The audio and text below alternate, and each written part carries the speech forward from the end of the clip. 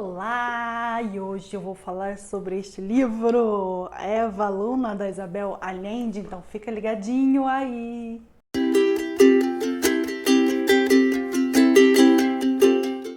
Olá, eu sou a Tati Siqueira e você está no canal Livralhada da Tati e hoje falarei sobre Eva Luna, da Isabel Allende, esse livro maravilhoso dessa escritora maravilhosa. Passei aí um período muito grande sem fazer nenhum vídeo, porque eu passei por um processo muito difícil. Eu perdi a minha mãe, né? Já faz aí alguns 2 meses. Ela faleceu no dia 29 de setembro. Tá quase para 3 meses já, né? Outubro, novembro, dezembro, 3 meses. E foi muito difícil, né? A gente quando perde a mãe, parece que a gente perde um pedaço do nosso coração, assim, um pedaço da gente vai junto, né? Então foi um período que eu espacei muito as minhas leituras, né? Não consegui me dedicar muito, assim, e é normal, né, gente? Mas a literatura, ela conseguiu também me manter um pouco com a sanidade mental, assim, né? Porque não é fácil a gente passar por um processo desse. Mas, vamos falar então desse livro que eu consegui concluir, graças a Deus, e eu demorei muito para ler esse livro. Mas consegui e vamos lá. Eva Luna, então vamos falar do nome. Olha só essa capa maravilhosa aqui, um destaque para essa capa linda. Então a gente tem aqui uma serpente e um lápis, olha que interessante, né? Cara, o cara que pensou essa capa, ele leu esse livro, ele sentiu esse livro, só pode, porque eu não sei se foi uma designer ou um designer, né? Me falta saber aí, preciso pesquisar. Mas a serpente, por quê? A serpente vem desse nome da Eva, né? Então Eva é um personagem bíblico que foi expulsa do paraíso aí, né? Que comeu o fruto proibido. E esse lápis aqui fala muito sobre a nossa personagem, Eva Luna, porque a Eva Luna, ela é uma contadora de histórias. Então o livro já começa com ela narrando a história dela, desde o nascimento dela.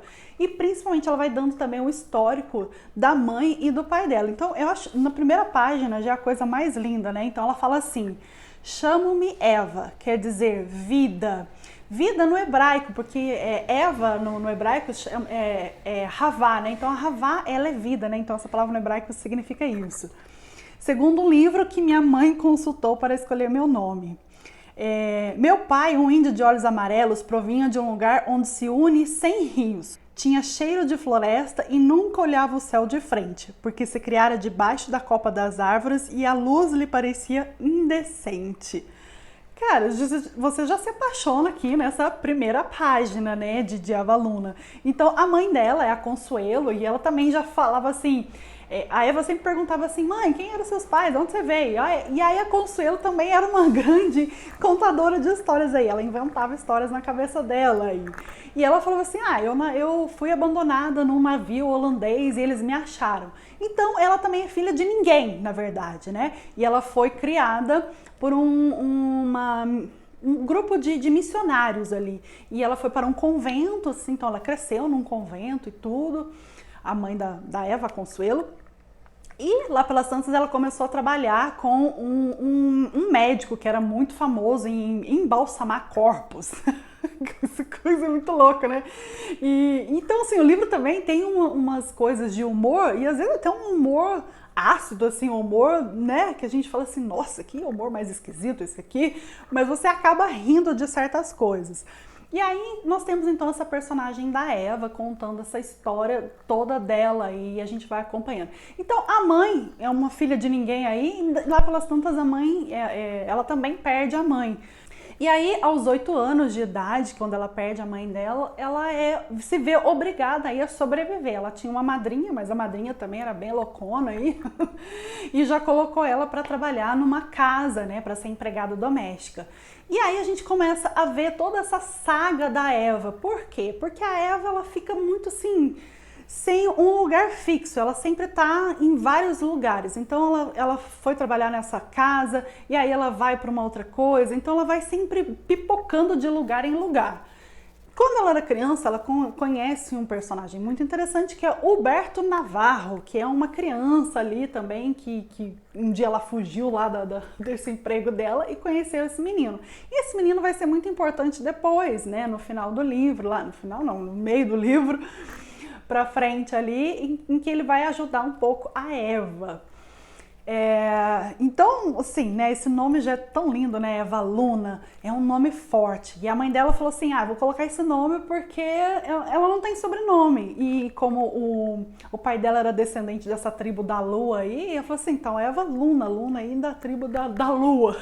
Então isso é muito legal, porque a gente não vê ela fixando muito a sua residência, vamos dizer assim. E ela é preenchida por essas personagens, e esses personagens vão também assim ser muito importantes para ela contar essa história. Então a Eva é uma contadora de histórias. Ela ficou analfabeta até ela ser adolescente, né? Ela não sabia ler nem escrever, até que ela foi acolhida aí por Riad Halab, né, que é um outro personagem descendente aí de árabes, e esse personagem Riad Halab, ele se casou aí com um casamento arranjado, né? E a gente vê a figura da Zulema, que é a mulher do Riad Halab. Essa figura aí, ela foi assim uma mulher objeto, né? Que ela era feita para o casamento, e ela veio com aquele homem que ele tinha um lábio leporino, né? Que não era um homem assim ideal também. E veio, né, naquele casamento arranjado ali. E a Eva Luna se depara ali naquele casal, com aquele casal, e a Zulema não falava uma palavra de espanhol, né? Lembrando que esse livro, né, chileno, foi escrito em espanhol. A nossa autora é chilena e foi escrito em espanhol.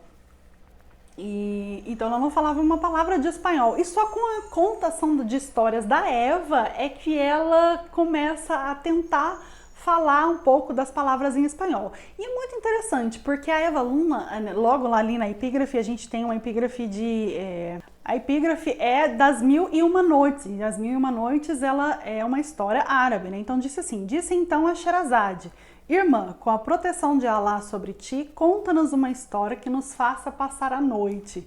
E então a Sherazade era esse personagem das Mil e Uma Noites, e ela contava histórias para ela não morrer, né?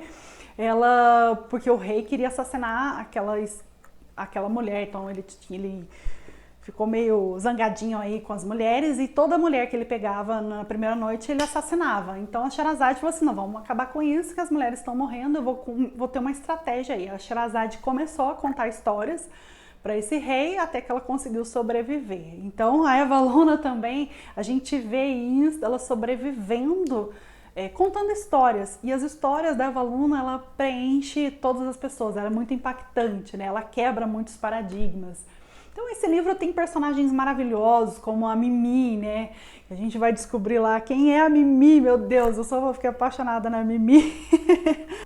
Que ajudou muito a Eva Luna também. Então, assim, são personagens muito ricos. Eu não vou contar muito, senão eu vou contar a história, mas a gente vê muita crítica contra a ditadura militar. Então a gente tem esse contexto político aí também, né, da ditadura militar, e como isso influenciou na vida ali dos personagens. Então a história é narrada pela Eva Luna, e aí ela conta, a gente tem assim as divisões de alguns capítulos falando da vida dela, e a outras do Rolf Kalé, não sei se é Rolf Kalé ou Rolf Kalé, né? Que o Rolf Kalé era um imigrante alemão, ele sai fugido da guerra, né? Ele tinha um pai que abusava muito dele, e aí quando teve a guerra ele falou assim, nossa, ele deu graças a Deus do pai ser soldado e ir pra guerra, né? Porque o pai dele abusava muito, assim, em palavras, né? Era um abusador de palavras, assim. O pai dele era muito violento com as palavras, então tinha muito essa violência das palavras mesmo, e mesmo física, né, com os filhos. E aí a mãe dele tinha um parente aqui na América do Sul, e acabou mandando o Rolf Kalé para cá, e aí ele veio.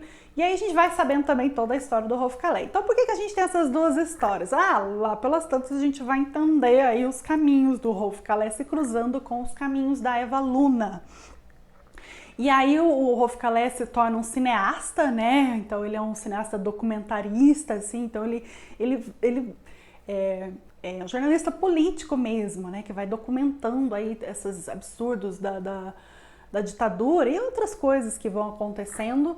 E a Eva Luna acaba se tornando aí uma grande escritora, né? Ela é uma escritora não vou falar, né? Vou falar. Uma escritora, mas tem uma coisinha aí que vai ser bem legal no final do livro, né? Então não vou falar porque senão eu vou dar spoiler aqui. Mas o que eu posso dizer, essa escrita da Allende, ela é encantadora, você não consegue parar de ler esse livro, é um livro muito bem escrito. E eu não posso deixar de lembrar também da Casa dos Espíritos, né? Então a gente tem essa personagem aí muito forte da Clara, né, na Casa dos Espíritos, e é impossível a gente não comparar ela com a Eva Luna, porque a Eva Luna também é uma personagem feminina muito forte. E o livro também tem essa coisa do realismo fantástico, então tem algumas coisas meio sobrenaturais que acontecem. Não tanto quanto a Casa dos Espíritos, né? Porque a Eva Luna, ela começa a conversar com a mãe dela de vez em quando, então acontece algumas coisas assim. E muito também desse personagem é a imaginação da Eva Luna, então a gente não confia tanto assim nesse narrador, né? Porque a gente dá uma desconfiada, porque ela que tá contando, então você não sabe assim se ela tá fantasiando aquela realidade ou se realmente foi aquela realidade. Em alguns momentos a gente fica assim, nossa, será que também ela tá enganando a gente aqui? Mas a história em si, ela é bem crua, assim, tem momentos muito fortes, tem histórias muito fortes, mas a Eva é um personagem encantador, ela não tem preconceito, né? Então esse preconceito some ali e ela encontra esses personagens que vão enriquecendo a história dela e a gente vai vendo todo esse contexto político também da ditadura, que é o período, né, gente? Que período, assim, horrível, né? De qualquer história de qualquer país, então, né? Então é isso, né? Então uma das coisas que assim eu achei bem interessante falando aí, que eu comecei falando que eu perdi a minha mãe, e uma das falas da mãe da Eva para ela é essa, assim, ó: a morte não existe, filha, a gente só morre quando nos esquecem.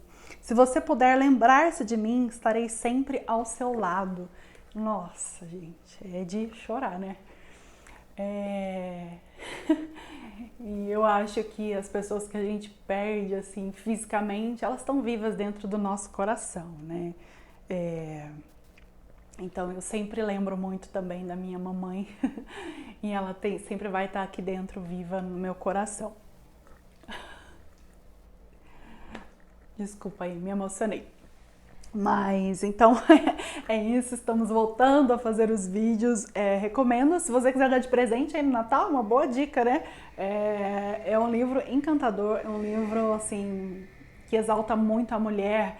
Ela bota em questões muito essa coisa do feminismo também, do lugar da mulher ali, né? Do papel da mulher, essa mulher, né? Esse objeto que se casou lá, como a Zulema, né? E outras tantas que a gente vai vendo ao decorrer do livro. Então a gente tem muitos personagens ricos. A Allende, ela tem essa capacidade de escrever esses personagens muito ricos e você fica encantada realmente com a história. Eu tô assim, ó, apaixonada, quero ler mais um. Dizem que esse aqui é uma dos 3 livros principais dela, né? Que começou com A Casa dos Espíritos, tem De Amor e de Sombras e Eva Luna. Então esse livro foi escrito acho que em 1989, se eu não me engano. Ou 1987. Ai. E agora? Eu deixo aqui na descrição que eu vou pesquisar direito, que eu esqueci já. Mas é por aí, nessa década de 80 que ela lançou esse livro aí. Então a década de 80 foi um período muito importante aí, principalmente para nós brasileiros também, né? Que nós passamos por uma ditadura, a gente estava saindo da ditadura aí no final dos anos 80, né? Então muitos países latino-americanos também estavam passando por esse governo aí, né? E espero que não volte nunca mais a acontecer isso. A gente precisa de democracia, a gente precisa de liberdade, né?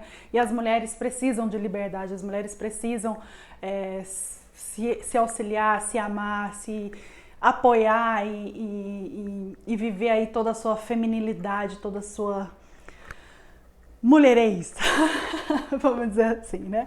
É isso, gente. Então fica aí a minha dica. Espero que vocês tenham gostado. Se você gostou, se inscreva aí no canal, deixa um curtir, compartilhe esse vídeo que você me ajuda muito. Deixa nos comentários aí se você já leu esse livro ou se você pretende ler, qual livro da Allende que você já leu, se você nunca leu. Me conta aqui que eu gosto muito de comentários, gente. Deixa seus comentários. Beijo, beijo, beijo, beijo.